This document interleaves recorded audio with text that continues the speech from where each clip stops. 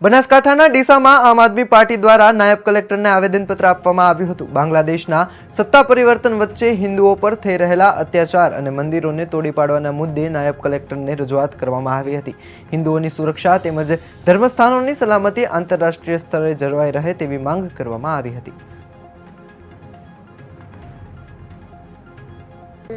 જે પ્રકારે બાંગ્લાદેશમાં રાજકીય ભૂકંપ કહેવાય જે સર્જાણું છે અને એને લઈ અને એનો શિકાર જે હિન્દુ સમાજના મંદિરો અને જે તોડફોડ થાય છે અને હિન્દુ સમાજ ઉપર જે અત્યાચાર કરવામાં આવી રહ્યા છે એ તદ્દન ખોટું છે। તો આપણને ખબર છે કે આપણા વડાપ્રધાન આપણને કહેતા હતા કે ભાઈ મેં યુક્રેન અને રશિયાનું યુદ્ધ અટકાવી દીધું હતું।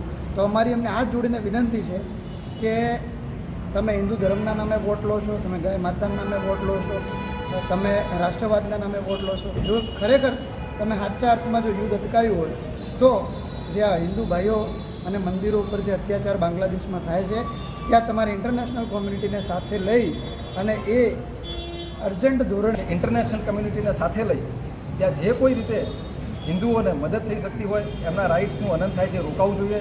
એમના જે કાયદેસરના જેટલા પણ અધિકારો અને લાભો મળવાપાત્ર છે મળે એ સૂચિત થાય અને શક્ય એટલું ઝડપથી એમને જે કોઈ પોલિટિકલ મદદની જરૂર પડે એ ભારત સરકાર પૂરી પાડે, ઇન્ટરનેશનલ કમ્યુનિટીને સાથે લઈને પૂરી પાડે, જેથી કરીને સત્વરે આ બાબત છે એને કન્ક્લુડ કરી શકાય।